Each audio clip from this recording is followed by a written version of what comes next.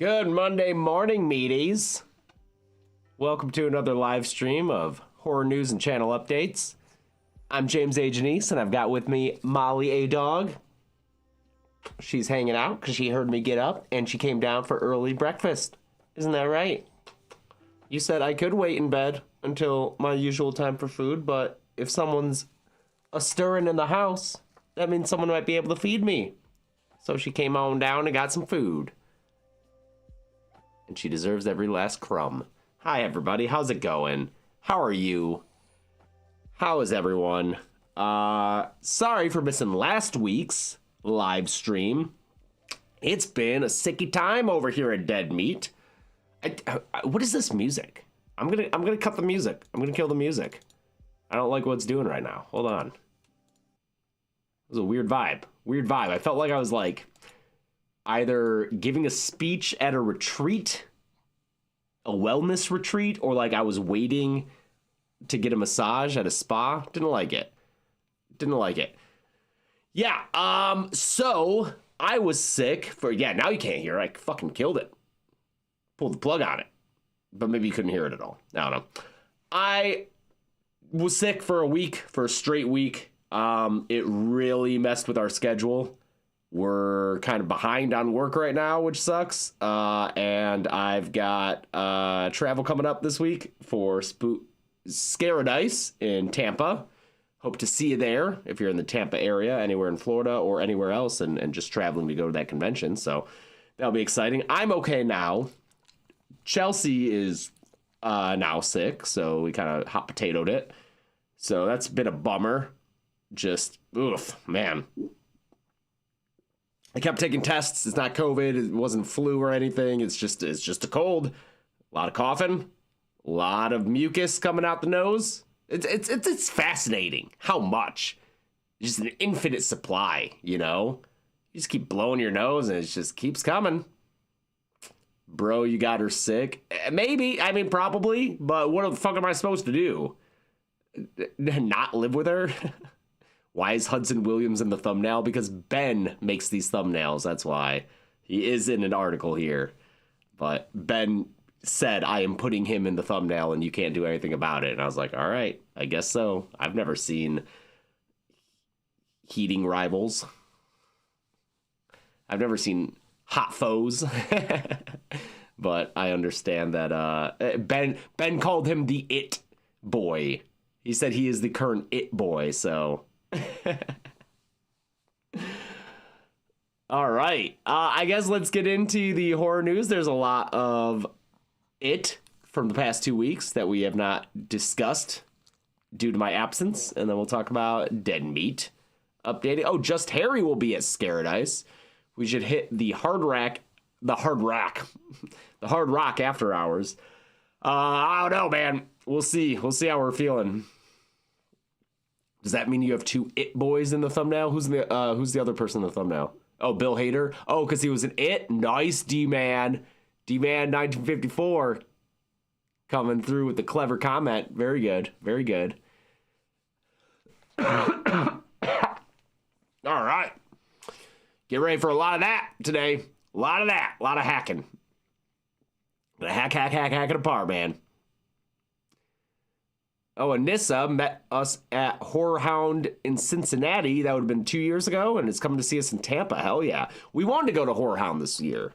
I guess we didn't vocalize that to our con manager. We really wanted to go. It was on my calendar and everything. And then a couple of weeks ago, I was like, hey, do we have the flights for Horror Hound? And he was like, you're not going to Horror Hound. There was just a miscommunication. I was like, fuck.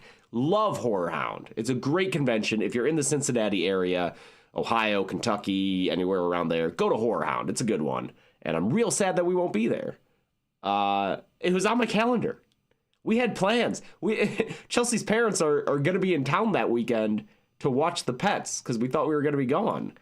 But now we just get to hang out with our parents, and that's cool too. They're great people. So, but I was really bummed, man. I thought that we were all set to go. We will be at South by Southwest, though. I guess I can get into that during the Dead Meat section. So, just wait for that. Okay, let's get to the horror news. Starting with more Mike Flanagan and Stephen King stuff happening. Mike Flanagan is going to be making The Mist.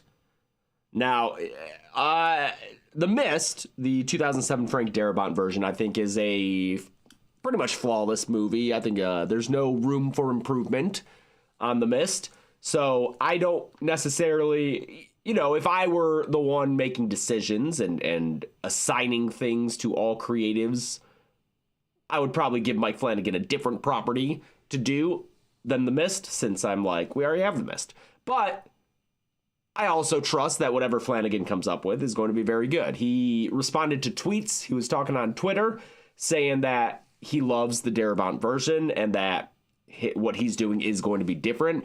I'm assuming, my best guess for Mike Flanagan's The Mist is that instead of following the same characters in the short story that we have seen in the movie already, that it'll follow a new group of characters, maybe an original group of characters who are in the world of The Mist as the event of The Mist is happening, and that's what's going to happen. Maybe a little bit more delving into the lore and the origin of the creatures and the Mist. I don't know if we need that. An opening scene could be cool, like with the portal opening. I don't necessarily think we need to learn too much more about what's happening. I think the otherworldly, unknowing aspect of it is the cool part of The Mist. But again, Flanagan's never disappointed, man. I've never been upset with anything he's done. It's kind of like with this Carrie series that is upcoming, that he's finishing right now. It's like we have Carrie from Brian De Palma. It's fucking great. I even like I kind of like the miniseries version, and I like the Rage Carrie too. Don't like the 2013 version, but so would I have necessarily had Mike Flanagan make another Carrie? No, but I'm sure it's gonna be good. And Flanagan we trust. That's basically what I'm saying. Anyway, with The Mist, I don't know if there's any more details about this. He will direct and write the screenplay, and I think that's about it.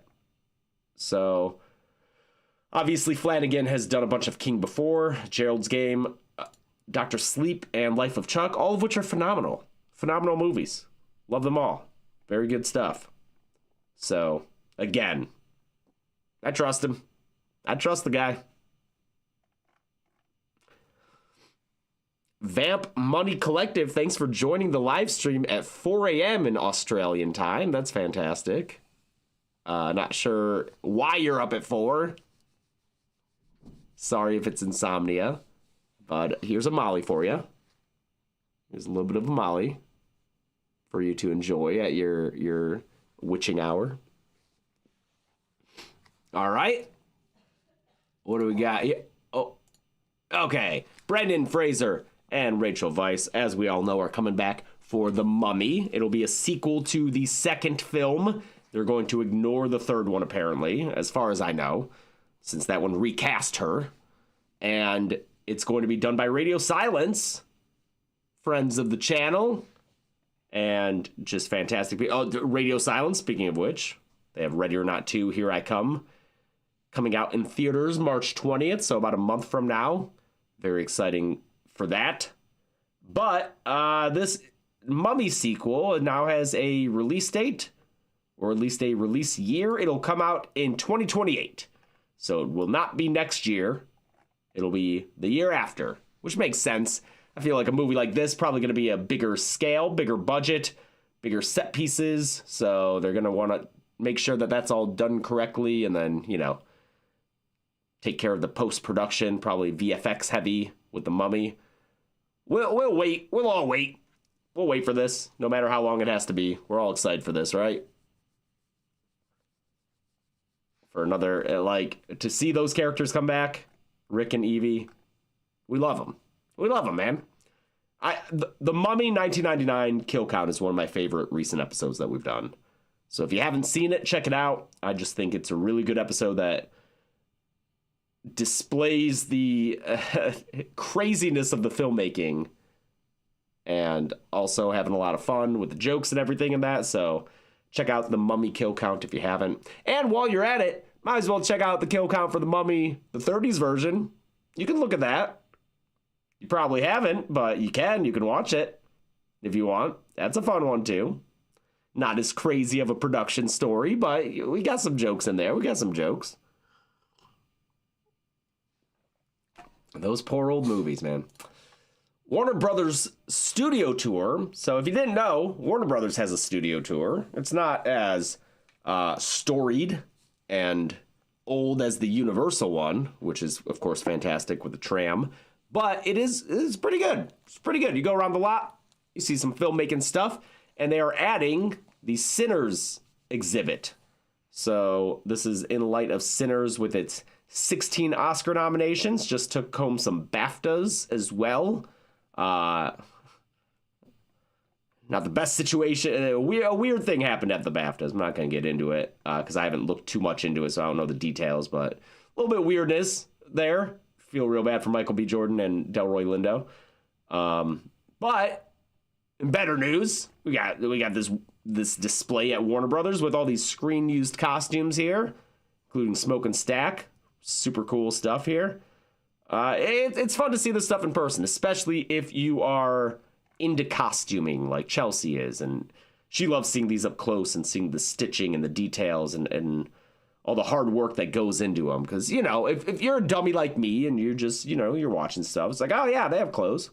They're wearing clothes. But for someone who knows what it means to make clothes and the effort that it takes and all the thought that goes into it, getting an up-close look at all these things is really cool.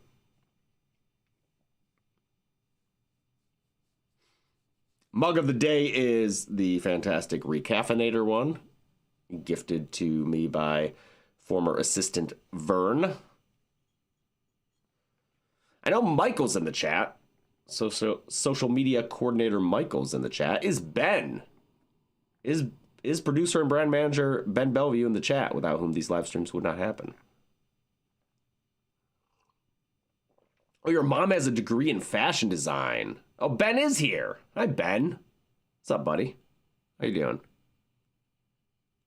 Did you see Molly? Molly's here.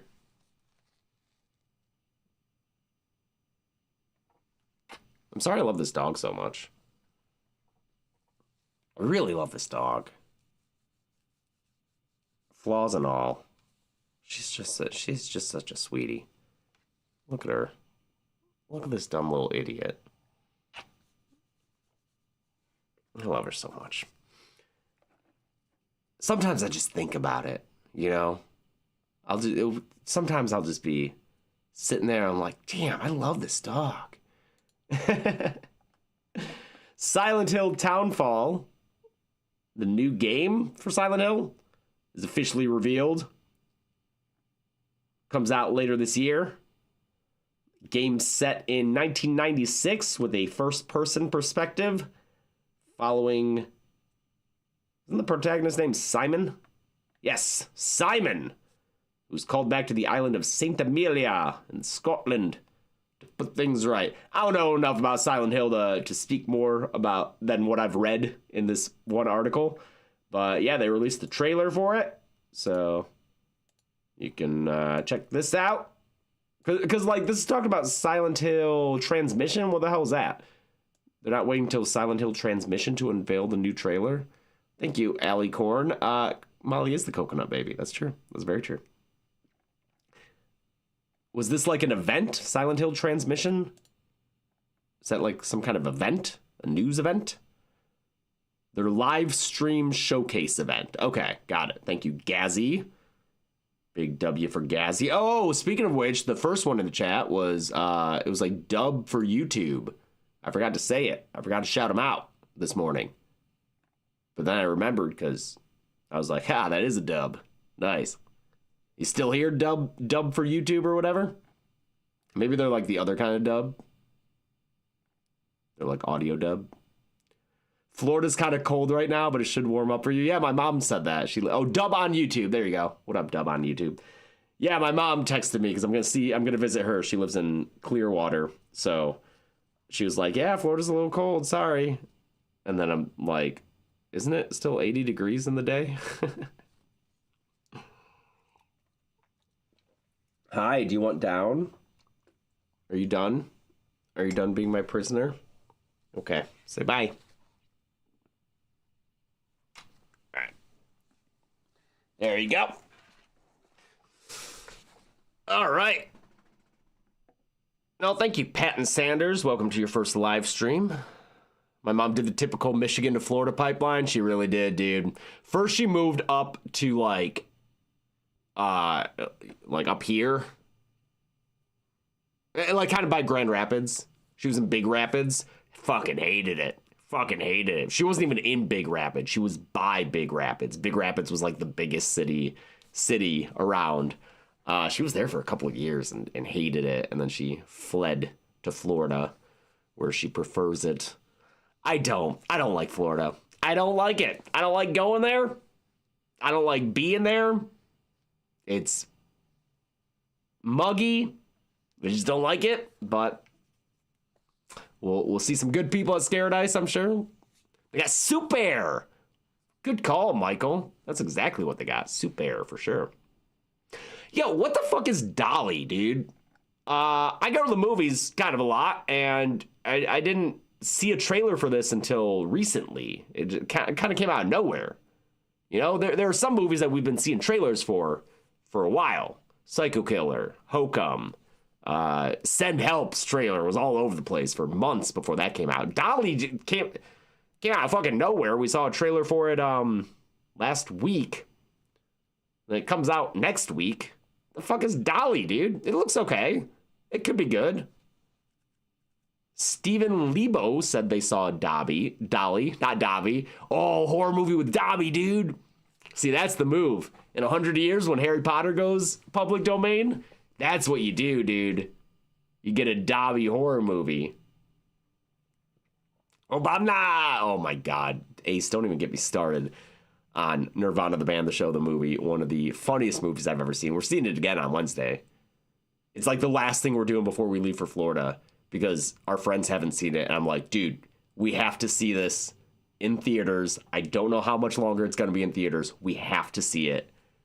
So we're going on Wednesday to see that movie again. God, it's fantastic. If you haven't seen Nirvana, the band, the show, the movie, watch it. You don't need to know anything about it. You don't need to have seen the show or have seen the sketches or anything. Just go see it in a theater. Please check it out. Molly, don't bark. Check it out. It's so fucking funny. And it's probably going to be out of theaters real soon. And it's fun to see it in a theater with a bunch of other people laughing. Check that out.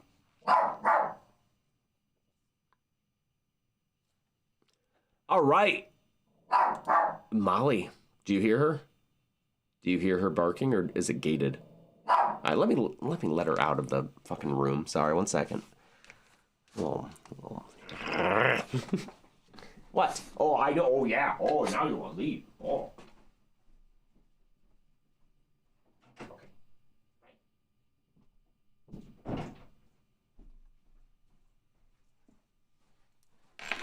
She said no. She said no. I'm done with this shit.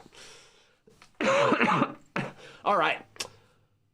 Isabel Fuhrman and Michael Rooker are going to be in a thriller called Izzy. Thank you, Alice Dare MacPherson. Appreciate that. Oh, guest hosting at Kill Count Games? Nah. I wouldn't do it justice. That's Zoran's gig.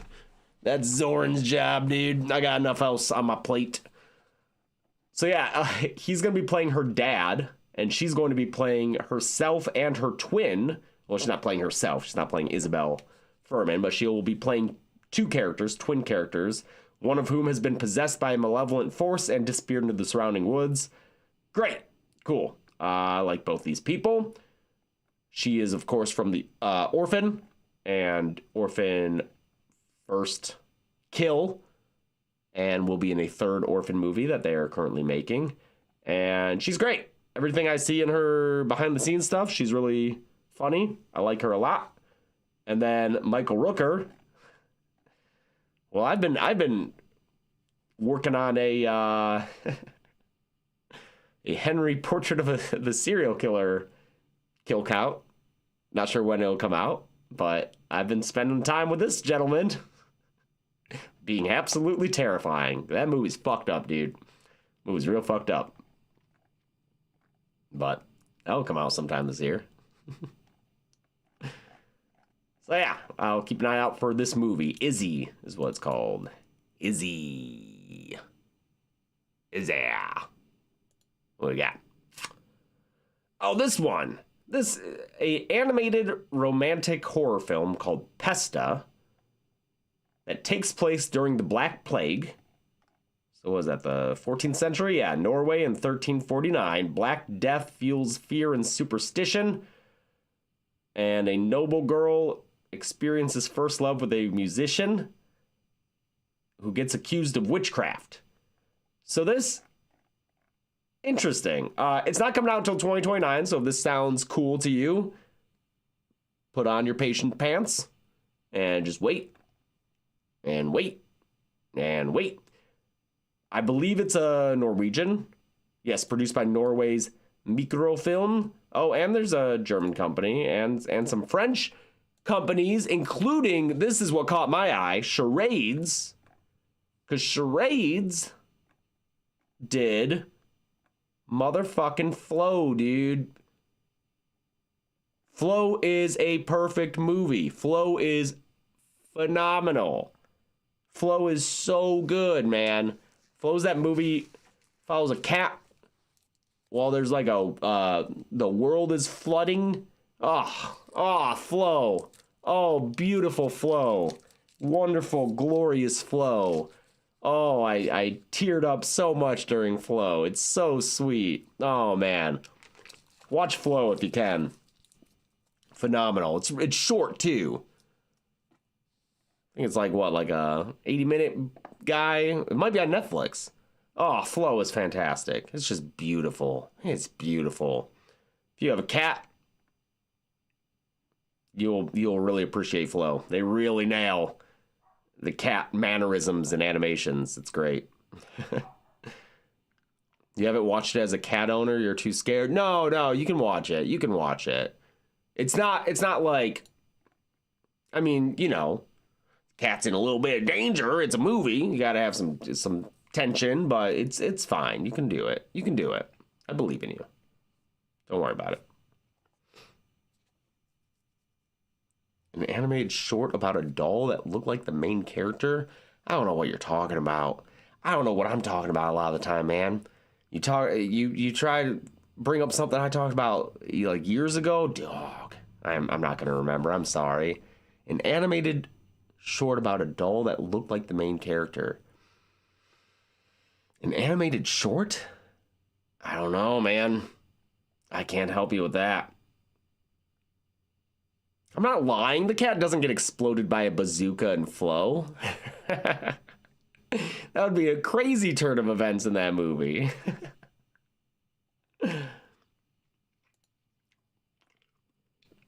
First look at Billy Zane and Danielle Bisuti's vampire western Blood Rush. Robin Riker, Gigi Gustin, and Dead Meat join the cast.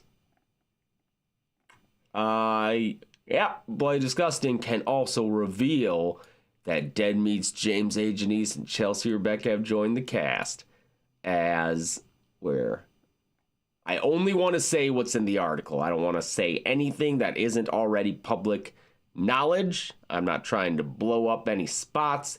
Here we go. Okay. It does say we cameo as zealous townsfolk. It's a cameo. We can say that. That's public knowledge. Don't walk in assuming that we'll have big old parts throughout the film. It is a little cameo, but it's a fun one. It's a fun cameo. That's all I'll say. That's all I can say. I will say that from here on out, after this movie comes out, I will, whenever I see Billy Zane, address him as co-star Billy Zane, much as we refer to Jack Quaid as co-star Jack Quaid. Scene partner Jack Quaid, even. Just stacking up the cameos, baby. But I will say this. Danielle has become a friend. Danielle Bisutti from Curse of Chucky. She's the aunt. She's great in that movie. That great, awesome movie. Fucking love Curse of Chucky. And Billy Zane from The Mummy. Don't let him hear you say that. Don't let him hear you say that he's in that movie. Or don't walk up to his table and ask him to sign a print of Arnold Vosloo in The Mummy, thinking it is Billy Zane, as many people do. No, I think he jokes about it. Yes, the lesbian aunt is Danielle Bassidi. She's also in Insidious movies, or I'm sorry, not Insidious, The Conjuring, and she's also just a phenomenal voice actor. She does a lot of voice acting. God of War, right? Gods of War, maybe. She's great. She's fantastic. So she reached out to us and asked if we would want to be part of this, and we got to see some footage of it. And Freya, yeah, she's Freya in God of War, correct? It looks so much fun. It looks like so much fun. The way it's shot, the tone of it. She asked if we could be in it, and we said yes. And then we watched what she sent, and we were like, correction, hell yes. Looks a lot of fun. So I can't wait to see it whenever it comes out. Not sure when.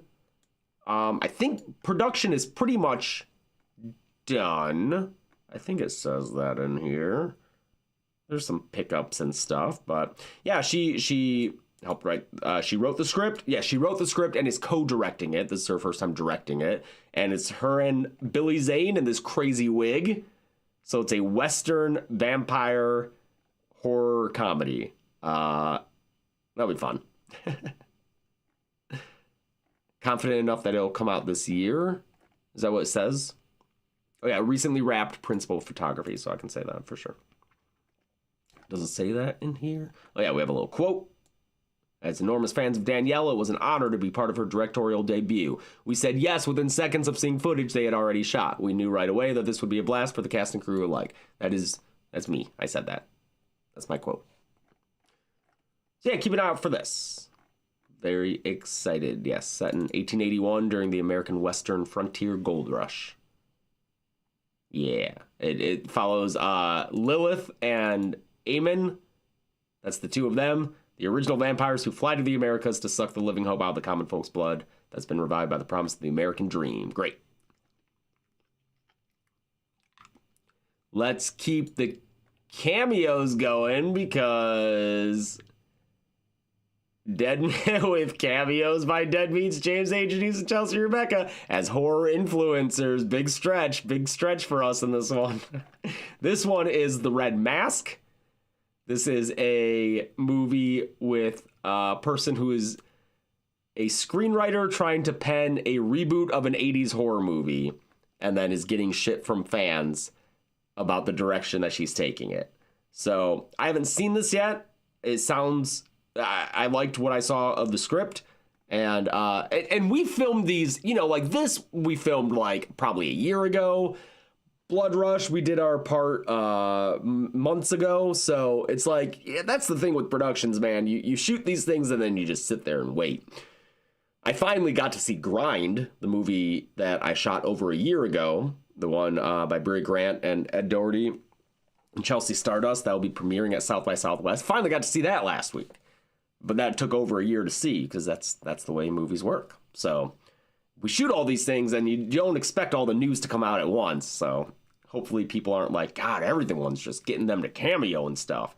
It's a few fun cameos, but they were spaced out in our life in the way we filmed them. And then I guess just the news all dropped.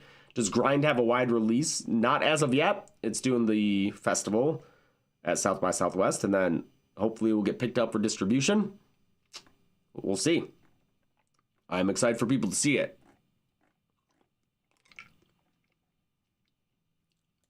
Next up, sad news. Terminator Zero was canceled by Netflix after one season. I didn't watch this, and apparently not nearly enough other people did either. So if you are a fan of Terminator Zero, I apologize. It's gone.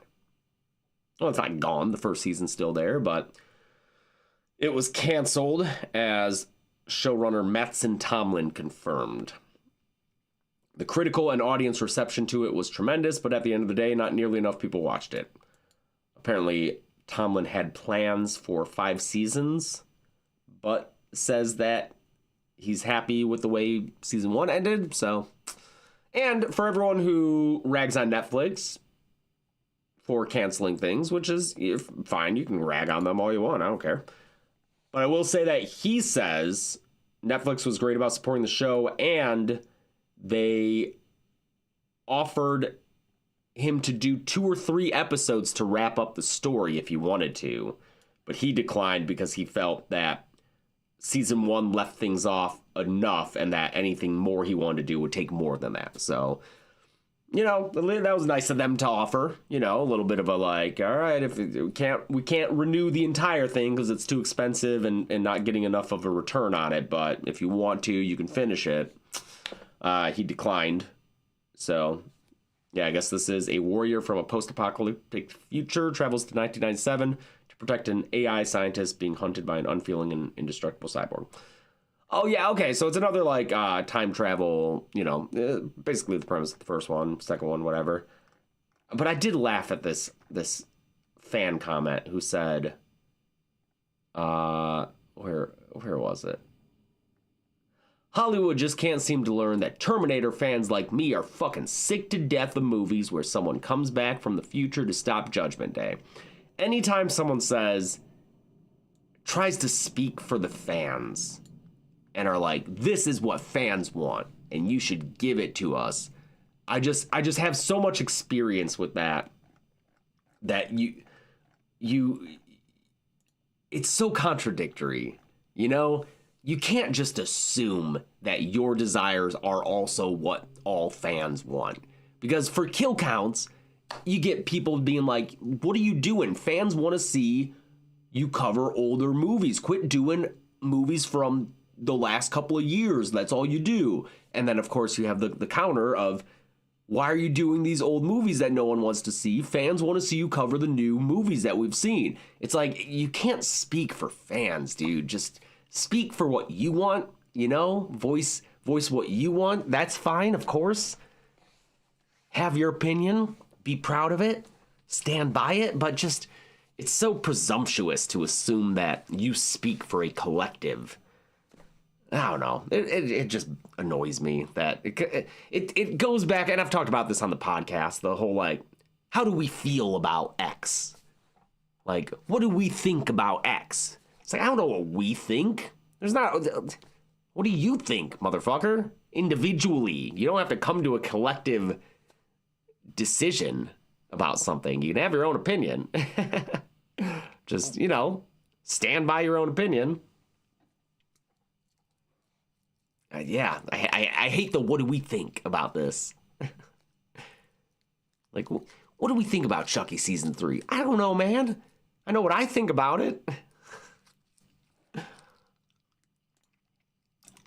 This is cool. Friday the 13th composer Harry Manfredini is working on that show Crystal Lake. It doesn't say in what regard, and this writer very wisely points out that, you know, he could be the main composer, he could be a contributor, consultant, maybe writing the opening title theme. We don't know, but he'll be involved in some way, which is really cool because, listen, I stand by my opinion that I believe I stated in the Kill Count Recount that Friday the 13th would not be a household name without his music. It just wouldn't be. That first movie, you can find merits in it. You can think it does have a nice vibe to it, you know, real nice summer camp vibe. I don't think it's the greatest movie. I think it's kind of boring, but the reason it works as well as it does is because of that fucking score, dude. That score is punching so much above its weight on that movie. Like, it's you got the Kiki Ma Ma Ma theme, obviously, the recurring thing, but just overall in general, those strings, and anyone who played the game knows what I'm talking about, because that's why the game was so cool too, was because you had that music done by Manfredini, who worked on most of the movies. He didn't do Takes Manhattan, and he didn't do the remake, and he didn't do Freddy vs. Jason, but all the other movies he scored. He did the game, he did the documentary, he also did fucking Wishmaster, fuck yeah. Just, the music is so good, man. The music is just unimpeachable. So it's great to have him involved in the Crystal Lake series that is due out on Peacock later this year. We're going to get that this year. First new Friday the 13th screen stuff in real long, since the 2009 remake, right? Outside of fan films and shorts like that, like Never Hike Alone, but like official licensed Friday the 13th screen stuff. It is a series, which isn't my favorite, just because I prefer to watch a movie and be done with it. But I mean, it's got Linda Cardellini as Pamela Voorhees, so that's something. Like it won't have Hockey Mask Jason, but 17 years. That's right. That is right. So that's cool. Like that. What do we got here? Haunting of Hill House is going to have a stage adaptation that's going to tour around the UK. After seeing the Paranormal Activity play, I'm all in on horror stage plays, man. I wasn't sure how they would work, but I loved Paranormal Activity, so if I happen to be in the UK at any point over the next year or so when this is happening, I would love to see that. Because stage horror, actually pretty cool. Can be real creepy. The way they have to pull off. It's more like a magic show, you know? Because you're watching it happen in person, and there's no cuts. There's no editing. So any scares that they do have to be things that they come up with live and in person. It's really cool. It's like a magic trick. And Haunting of Hill House is just a fantastic basis for horror. It's such an enduring story. Shirley Jackson, really, you know, a hot take. Shirley Jackson, pretty good writer. Pretty good horror writer. I've also read her We Have Always Lived in the Castle, like that one too. Yeah, this will launch September 11th. Never forget. And will run through October 3rd and then transfer to different theaters. So if you're in the London area and it is in the afternoon for you, maybe early evening even, check this out if you can. I didn't see Saw the Musical. I really wanted to. It just wasn't in the cards. We weren't able to make it, but would have loved to see Saw the Musical. Did not. Oh, Manchester's getting a run. Great. Read Hill House back in high school for an English project and loved it. The show is not the same. I mean, the show is phenomenal, though. The show is great. One of the scariest things I've ever watched. It definitely expands upon the book. The book's not long, and the show makes a whole fucking season of television out of it, but I think The Haunting of Hill House is one of the scariest fucking things, dude. It's one of the few things that is able to merge both, like, creepy fear and jump scares, and do both really effectively. Like, some of the best jump scares I've ever seen are in that show, and also some of the just, like, creepiest moments, quiet scares. Good stuff. Here it is. Here's Hudson Williams. There he is. Joining the series Yaga. As a young heir who has mysteriously disappeared, perhaps at the hands of the Baba Yaga. That is a female character from Slavic folklore, depicted as a wicked witch who lives in a hut built on chicken legs. No news yet on who will be providing the legs. Who wrote this? Amber T? That's funny, Amber T. I like that. Oh, Carrie Ann Moss. Great. 8-episode series based on a hit play. There you go. Got a hit play. And the playwright will be serving as writer and showrunner on Yaga. It'll center on Noah Reed from Schitt's Creek as a private investigator who arrives in a small coastal town to investigate the disappearance of a young heir to a powerful fishery. Yeah, Baba Yaga is... I feel like she's been making her rounds in media and things lately. I feel like there was a game where we saw... Was there like a Baba Yaga type situation in Don't Starve together? I feel like I've seen her in a game. I feel like it's kind of like how Krampus, a decade or so ago, started to become a bigger thing. It went from a more niche folklore figure to now kind of everyone knows what Krampus is. I feel like Baba Yaga's having her moment. Look at that hut with chicken legs, dude. How do we feel about Yo Gabba Gabba? Yeah, look at that thing. Look at that. Your house got chicken legs, dude. Yo, your house needs to fucking squat more. It's got that chicken legs. Yeah, actual chicken legs. She was sort of in Scooby-Doo Mystery Inc. Okay.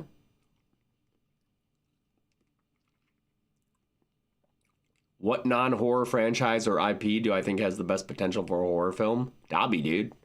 We've already gone over this. Fucking Dobby. Strangling you with socks and shit. Shoving them down your throat. This is real cool. Bill Hader is going to make his directorial debut, and guess what it's going to be? Motherfucking horror movie, dude. Hell yeah. Joining the pipeline of comedians to horror. He will be writing, directing, and starring in a movie called They Know. Begins production this spring, centers on a divorced dad, him, who grows suspicious that his ex-wife is secretly dating a mysterious man who's having a strange influence on their children. That's great. Hopefully we'll get to interview him for this project. That'd be awesome. Yeah, I didn't watch Barry. I watched like the first few episodes way back when it first started, and people thought it was going to be a comedy. And I know that it's not. It's not. I know it gets dark. Because I remember, was it NoHo Hank? That guy was funny. Barry's one of those shows I really want to pick up sometime and watch. It's like Barry and Atlanta. I want to go back and watch those because I bet I will love them. The tone of both of those I think I will really enjoy. So yeah, I'll keep an eye out for more news on, what's it called? They Know? They Know by Bill Hader. Few more items. Lots going on this morning just because we missed some stuff. Samara Weaving, in addition to Ready or Not, Here I Come, is going to be in a movie called Over Your Dead Body with Jason Segel. This poster I keep seeing because it's like American Gothic.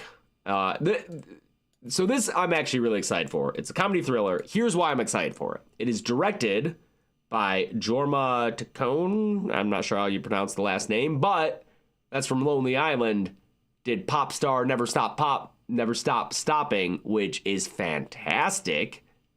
Great comedy, underrated comedy. And it's apparently a remake of a Norwegian cult thriller called The Trip. I'm not familiar with this. I know Noomi Rapace, though. And that movie is about a dysfunctional couple who heads to a remote cabin to supposedly reconnect, but each has secret plans to kill the other. Okay. Interesting premise. Great. Great director for a horror comedy. And here's the other thing. The adaptation was written by Nick Coker and Brian McElhenney. I don't know. But these two, dude, huge influences on me. Huge influences on me and Chelsea because they are Britannic. Britannic was a huge influence on our comedy sensibilities. They were an early sketch comedy group, and I love them so much. They're just fucking hilarious. Were they from 2012? Was that when they were doing their thing? Didn't they also write for Saturday Night Live? Briefly? Oh yeah, they also cameoed in Dude Bro Party Massacre 3. That's right. That is right. So, love Britannic. And can't wait for a horror movie that they helped write. Or that they did write. They adapted. Oh, and the rest of this cast. You got Timothy Olyphant and Juliette Lewis. Fuck yeah, dude. Great. This is going to be at South by Southwest, so I'm hoping to see it there. Good stuff there. Nick wrote True Facts with Grant O'Brien. I know Grant, I don't know True Facts, though. Yeah, it was way before 2012, right? Because we were doing sketch in 2012. And we had already, like... Britannic sketches have to be from, like, the 2000s, right? Yeah, because in 2012, they were in Much Ado About Nothing by Joss Whedon. Internet sketches. Why doesn't it say years?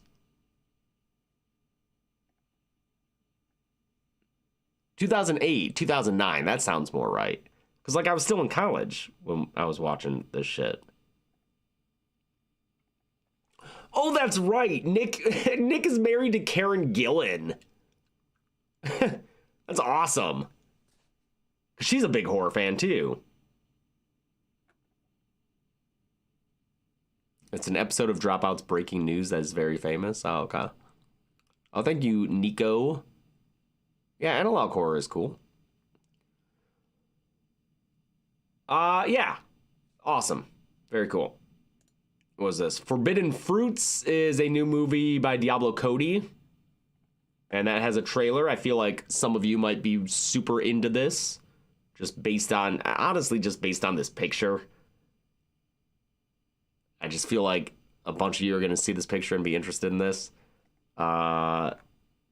It's a witch movie for the social media age.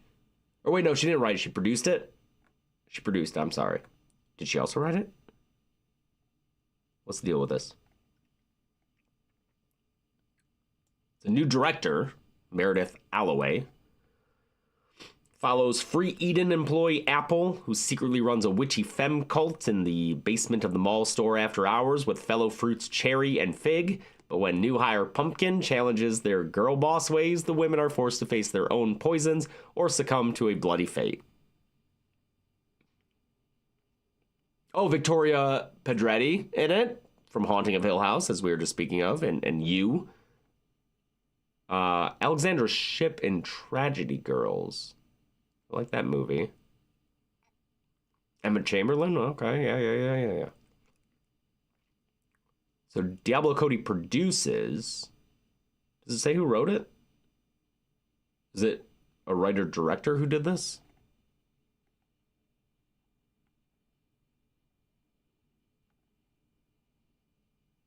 Anyway, Forbidden Fruits. The trailer's out, and then I'm surprised I haven't heard more about this though, because it'll be in theaters in a month, March 27th.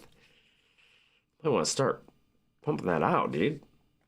Yeah, if you want to see a little bit of a vibe of the trailer. So yeah, producer Diablo Cody.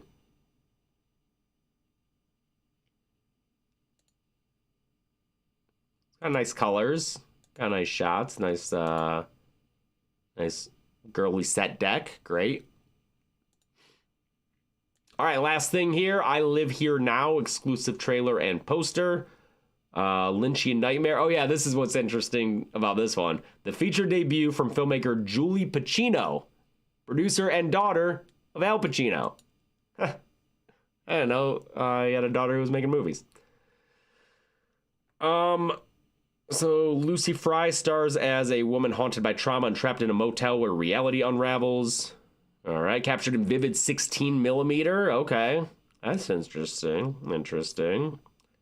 Trippy psychodrama, boldly haunting, surreal fever dream. All right. Okay, we got colors. All right. She produced him. A bold, provocative work that celebrates feminine strength. Okay, all right. I Live Here Now. When's this come out? Look for it in the spring. Great. Bunch of movies came out last week. Ghost Train, following a horror YouTuber desperate for views, uploading a video about the eerie urban legends surrounding a train station. All right. Sounds spooky. Blood Barn. Josie invites 6 fellow camp counselors to her family's abandoned barn. Their presence stirs a supernatural, malevolent force. All right, sounds like a straightforward slasher here. Okay. Redux. We actually saw at Overlook Festival last year. I'm surprised at the 61%, to be honest. I thought it was more of a crowd pleaser. It's an interesting, not time travel, parallel universe type thing. But it's a smaller scale. It's multiverse, but like smaller scale than you might expect hearing multiverse. And it's a woman trying to avenge her daughter's death. So she's traveling across parallel universes and killing her daughter's murderer in all of the parallel universes she visits. So she just keeps... Some guy killed her daughter, so she is just getting revenge by murdering him over and over and over again in different parallel universes. So, until the cycle is disrupted when she rescues a sharp-witted teenager who is also being marked by this killer. So, yeah, I think I liked it more than Chelsea did, but I thought it was kind of cool. Sounds similar to Happy Death Day. Tonally, it could not be more different. This plays itself very seriously. There's not a lot of levity in it, if I remember correctly. It's very much like this traumatized woman is trying to, and like the grief is infecting her, and she's just become this killing machine. So, not anything like Happy Death Day as far as tone goes. Diabolic. Woman's hopes for a miracle cure turns into a nightmare when she confronts the vengeful spirit of a cursed witch, determined to claim her as a vessel for her evil power. Okay. All right. I kind of like the poster. This is not a test. Sloan and 4 classmates take cover in high school to escape a world plagued by the infected. Okay, a zombie movie.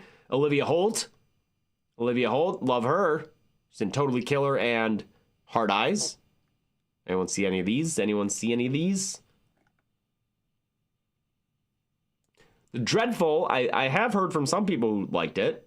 This is the one with Sophie Turner and Kit Harington reuniting after Game of Thrones. A medieval horror movie. Takes place in medieval England. Yep.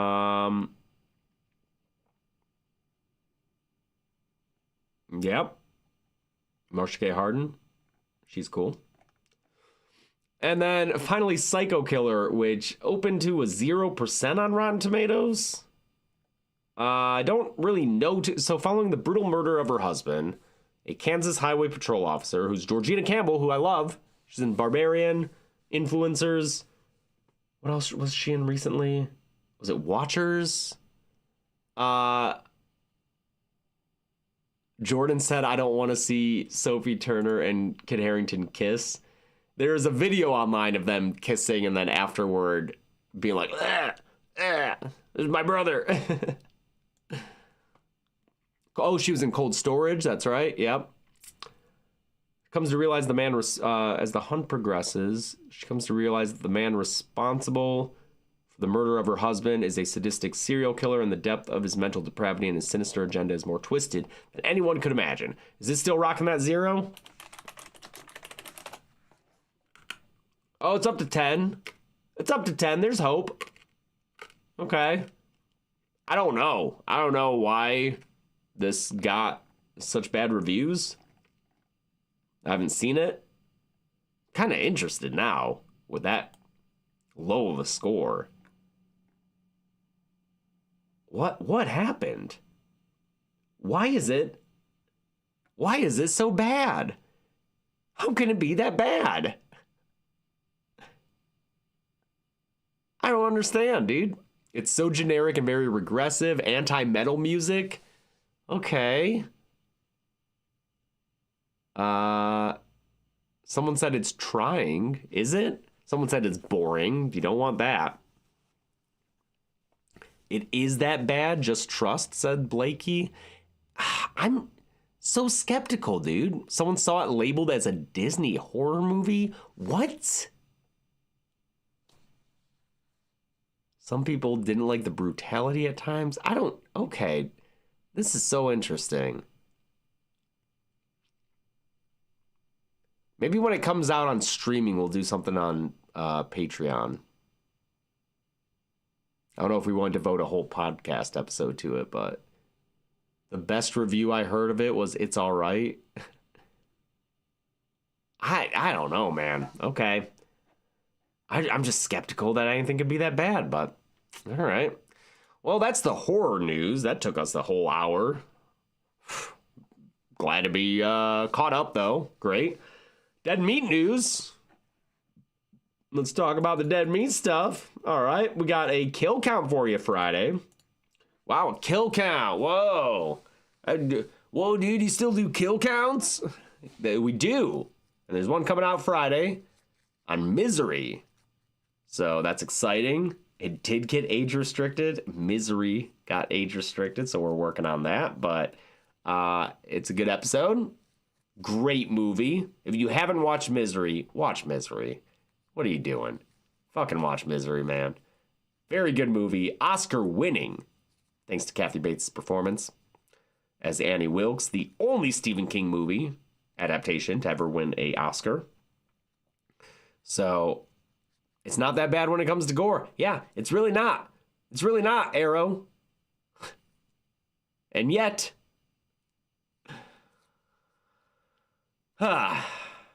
Misery's great. Watch the movie. Watch the kill count on Friday.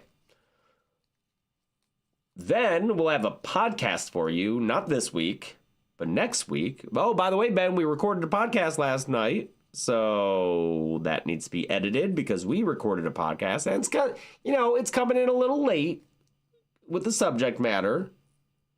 Could have come in a little earlier for you, but it is a podcast on Iron Lung. We recorded a podcast about Iron Lung last night, and both Chelsea and I played the game first. Then we went and saw the movie. Michael's very excited. He loves Iron Lung. He saw it twice. We shout that out, Michael, in the episode. So we have an episode on Iron Lung coming out next week on the podcast.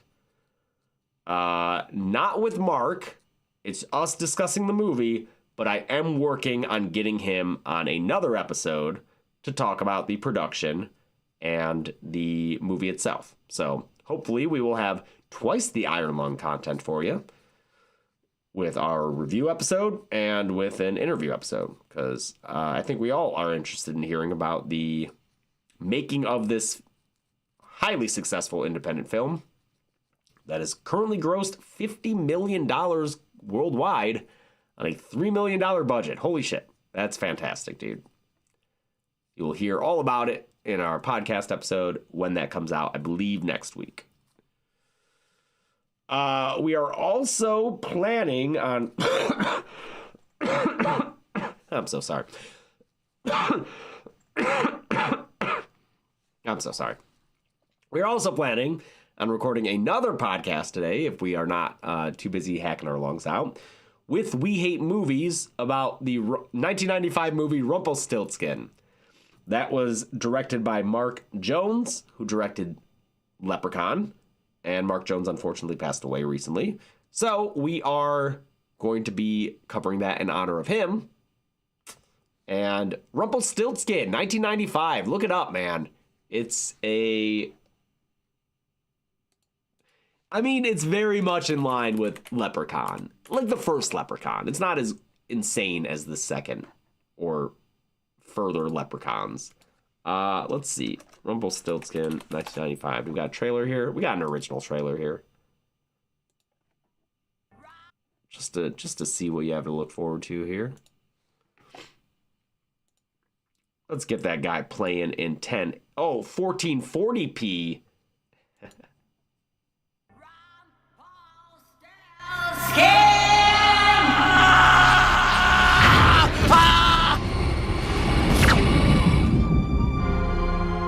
What an interesting carving. Yeah, but look at it. It's kind of a creepy face, huh? Put it back, my dear. It's magical. The thing has powers. Russ? Why don't you come on in? Care to join me, sweet meat? The legend is alive. What the hell are you? A bit more than you bargained for, I wager. Rumpelstiltskin. Give me the baby John, or guess my name. I just want the baby John. Wrong name. The horror from the past storms into... Oh, he talks a lot. You know what's weird? When I hit him with my car, I thought I saw him smile. with a chip on his shoulder. I'll take the small, gurgly one. Mothers, you're all the same. And a hump on his back. Up past your bedtime, huh, you little freak? And the thing That more scream. twisted than his body He rides a motorcycle, guys. Uncle Rumple's on his way. is his mind. Yes, he rides a motorcycle. Who is after? Also, drives a semi-truck.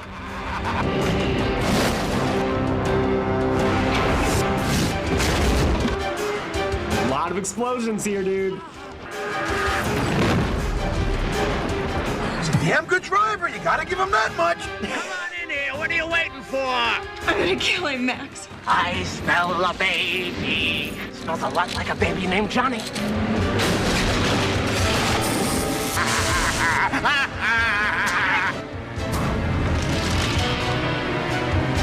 got a flaming front loader, dude. It's got everything. Rumpelstiltskin. Awesome title card. Grimm's fantastic fable has gotten even grimmer. This ain't no fairy tale. So, very exciting to talk about that movie with We Hate Movies, who are some of the funniest people around when it comes to just ripping on and riffing on movies, man. It's going to be a lot of fun. So, we are going to have them over, assuming nothing goes wrong, to record that. Fucking Rumpelstiltskin, dude. 1995 Rumpelstiltskin, baby. For sure gonna be Eric's favorite. Listen, I have it on good authority that Steve liked it more than Leprechaun. That's what I've heard. The rumors are that Steve liked this more than Leprechaun. So, we'll see. I think I like it more than the first Leprechaun, maybe? I'm not sure. That'll be fun. So we've got that coming out for you. We will be in Scaradise this weekend in Tampa, Florida. So come see us there if you can. Anything else going on? Horror Rumble has continuing work on it. That'll be out. I keep saying summer. I'm secretly hoping it'll be sooner than that, but we're saying summer for now. The Rumble and the awards will be out in the summer this year, later. Oh, I said I would talk about South by Southwest. Oh, no, about Grind. Grind is playing at South by Southwest. I got to see it. I don't suck in it. So that's cool. It's the biggest part I've ever had in a movie. Because it's not a cameo. It's an actual part with lines and fun stuff. So got to watch it in the theater.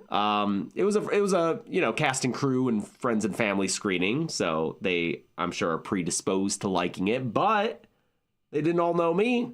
My lines got laughs. Pretty cool hearing a theater laugh at lines you say. It's pretty cool. Pretty cool. So please check out Grind if you're going to South by Southwest, and then I will keep you informed on how to watch it after that. Hoping it gets picked up for some kind of distribution. I don't suck in it. Pretty happy with it. It's me and James Paxton have a bunch of stuff together, and me and Iffy from Dropout have a bunch of scenes together, so very fun. What else? Will I be at opening night for Grind at South by Southwest? Yes, I will be there. I think I'm doing a Q&A, part of the Q&A afterwards, so. Dropout, speaking of Dropout, still waiting for our episode to come out on Actually, because Chelsea and I joined Josh Rubin on a horror-themed Actually. Not sure when that's coming out, though, but the season is underway, right? I don't know how many episodes are in a season or how long that'll be going on for, but it's gotta be soon, I think. Are you typecasted as the funny guy in horror movies now? I'd be happy to. Right now, I'm still typecast as cameo of horror influencer or news anchor or something like that. No, my strength in acting is comedy. A lot of times I am asked to do acting where I am scared or getting killed. I don't know if I'm a good portrayer of fear and terror, because I feel like I don't get very scared often in real life, so that's a hard emotion for me to imitate. You can be the judge. You've seen me in the Ice Nine Kills music video, Welcome to Horrorwood.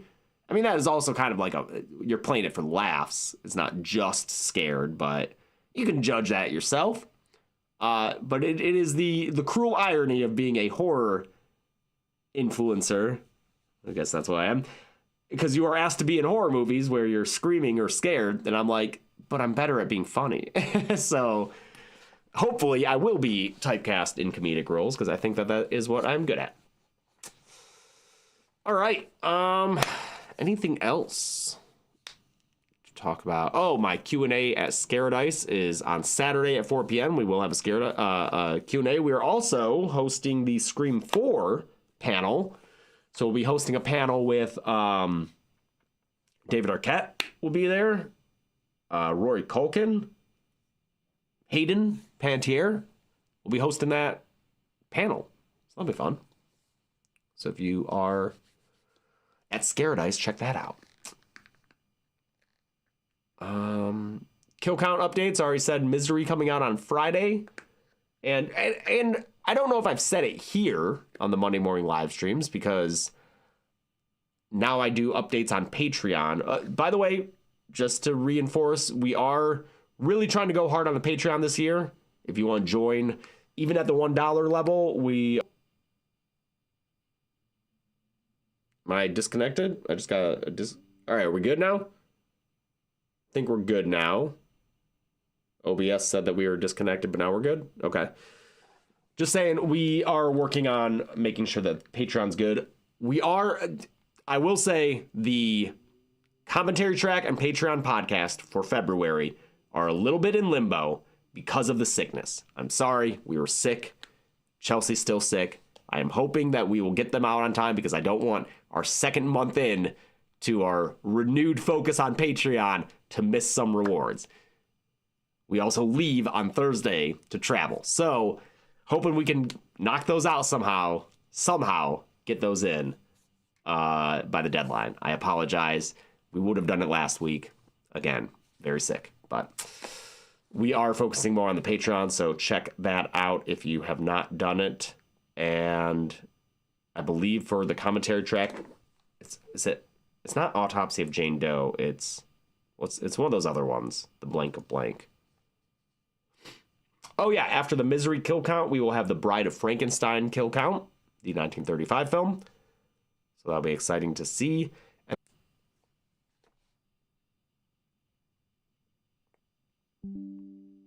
Okay, are we back? All right.